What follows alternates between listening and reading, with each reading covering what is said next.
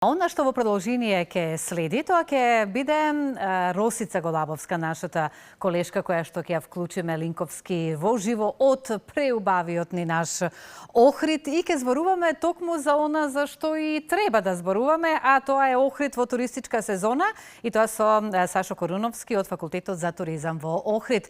Росица, добро утро ви посакувам и повелете со разговорот. Секој утро, Слободанка. Така е, Охрид влегува во шпицот на туристичката сезона. Мој утрински гостин е професор доктор Сашо Коруновски, со кој што ќе разговараме на тема развој на туризмот. Македонија првпат самостојно изработува национална стратегија за развој на туризмот. Добро утро, професор, ви благодарам што дојдовте време. Какви се вашите впечатоци? Реков, Охрид влегува во шпицот на туристичката сезона.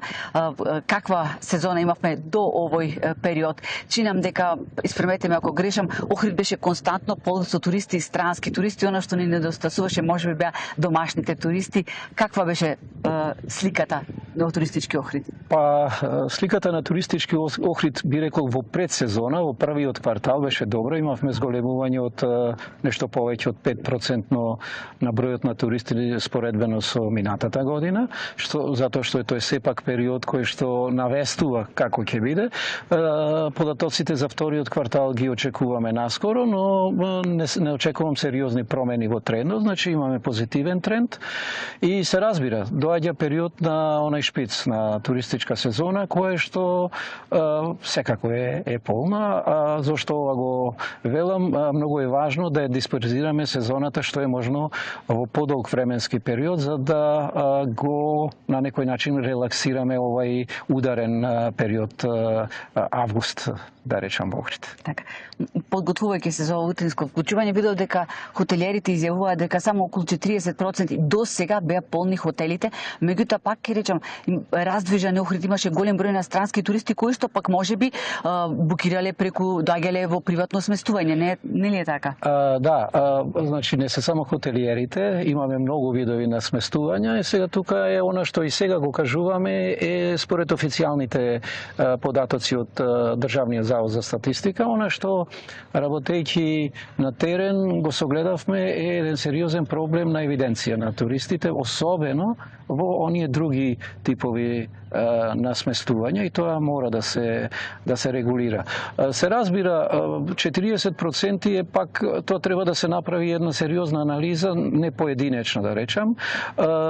Ако е тоа пред сезона, е добра, тоа е добра окупираност на овај и зафатеност на хотелските капацитети. Сега верувам и сигурен сум дека се почна исполнето, верувам дека веќе нема место, се разбира. Во приватното сместување. Да, во овој дел потесено градско јадро можеби негде настрано и некогаш некои од туристите и бараат да бидат сместени настрано, што е добро. Значи, клучно е оваквата ударна сезона е што е можно повеќе да ги дисперзирате туристите во просторот, да не се сконцентрирани во едно место и така и нивното доживување ќе е подобро, нема да создаваат гужви, а се разбира и целиот регион ќе има корист. Најголема, да речем, мака е што навистина како целата туристичка сезона во Охрид да се сведува само на овој август, кога е препон со концерти, со настани, со манифестации. Како тоа, професоре, да го избегнеме да биде? Значи, тоа е друг проблем. Проблемот на тие манифестации е дека го згубатувате содржините на престојот и тоа е добро. Меѓутоа, јас би препорачал големите манифестации да се пред сезона и после сезона, затоа што тие дополнително вршат притисок на дестинацијата. И најчесто таквите дестинации, фестивали или настани имаат промотивен карактер. Тешко се тие исплатливи за организаторите, затоа што доста коштаат. Меѓутоа, би препорачал главните да се пред или после сезона. Читајќи ги коментарите на социјалните мрежи, постојано секоја година се исти дека Охрид е скап и дека за истите пари ќе одат ќе летуваат во Грција. Прво, дали е споредлива Охрид како дестинација со Грција? Дали воопшто можеме да ја споредуваме? А потоа пак од еден друг агол да поразговараме дали навистина цените се така високи во Охрид? Цените ги одредува пазарот. и дали се високи или не, зависи од тоа што добивате за тие цени. Значи, на тоа би се концентрирал јас, а не дали е цената висока или не. Затоа има хотели од 100 евра и од 1000 евра. Има клиенти за тие од 1000 и за овие од 100 евра или од 50 евра. Што добивате? Кој ќе платите 1000 евра за ноќевање, што добивате? Ако сте задоволни, значи цената одговара на она што сте добиле. Од друга страна пак споредбено може да се прави некакви генерални споредби, но пак е тоа што добивате и што сакате да добивате. Дали сте задоволни е важно од она за кое што сте платиле. И тоа е главната цел на секој истражување, да видиме дали имаме балансирана понуда, дали туристите се задоволни од она што го добиваат. На крајот е колку платиле. Затоа што штом вие тргнете за некаде, сте спремни да платите одредена сума, не е та иста во различни делови, но клучот е што ќе добиете за вложените пари. Преточно за угостителските објекти по... Така е. Да. Значи, што ќе добиете. И тука е многу важно, тоа е квалитетот, услугата. Ако сте вие задоволни, тогаш воопшто не ви пречи цената што сте ја платили. И најбитно е што сакате. Друго е, пак ќе речам, печатокот окружа, друго е Грција, море, езеро. Да, но има преференции некои кои што сакаат езеро, некои кои што сакаат море. Некои сакаат езеро во предсезона, сакаат море во главна сезона. Значи, тоа се различни групи и со различни преференции, а тоа зависи од и тоа пак се истражување на пазарот. Различни видови на туристи од различни земји имаат различни преференции. Од друга страна, возрастни групи различни имаат исто различни преференции. И тука е истражувањето на пазарот, кај ќе се насочиме за да најмногу одговара да ги привлечеме како Охрид. Ако некој има преференција да летува на море, џабе го маркетирате вие, џабе одите со промотивни кампањи према него. Сметате дека домашните туристи токму заради цените највеќе не одбегнува? Не. Видете, секогаш треба да има баланс помеѓу странски и домашни туристи.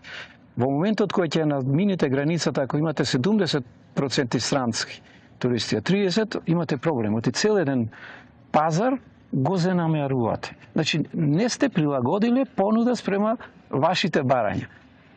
Само тоа е. Ако ние прилагодиме понуди спрема домашните туристи, ќе дојдат и тие. Како и сега доаѓаат, веќе август веќе почнуваат. А тие се туристи кои што ја одржуваат стабилноста на дестинацијата. Односно, тие остануваат повеќе денови се престојуваат и се разбира, во периоди може да бидат интересни кога и дестинацијата има помалку странски туристи. Не гази времето, но јас морам да ве прашам, работите првпат на национална стратегија за развој на туризмот, кој е фокусот, професори, што сакаме да постигнеме, каква дестинација да направиме од Охрид? Тоа е сепак за Македонија национална стратегија, но од Охрид треба да се направи една одржлива дестинација. Тоа значи дека во еден долг временски период да го развиваме туристички Охрид, а да не ги изгубиме вредностите на Охрид. Тоа е клучот на се. Тоа е клучот на се. И сега она што претходно го спомена, сите мерки и активности што ќе бидат предложени, ќе бидат врз база на анализи. Значи не, и таа е стратегија која што се работи заедно со секторот, со сите засегнати страни. Со сите засегнати страни веќе 6 работилници во сите региони правиме, последните 2 во август ќе бидат во Скопје, секако завршната работилница во Охрид. Ви благодарам, професор, што одвоивте време. Благодарам на поканата. Слободанка Повели, ако имаш некое прашање. Јас имам една констатација, Росица, прекрасно изгледате на екран во овие бои кои што ги имате на вашата гардероба ова утро. Бојата на езерото се совпадна вака или се договоривте? Не се договоривме, кога го професорот си реков, на вистина како договорени. Професори во иста нијанса, езерото зад нас, одличен амбиент. Браво! Одлично, затоа сакам да кажам преубава гледка со вашите преубави бои, како се совпаднаа и тоа со бојата на Охридското езеро. Нека ни е посетено и посакувам успешна туристичка сезона.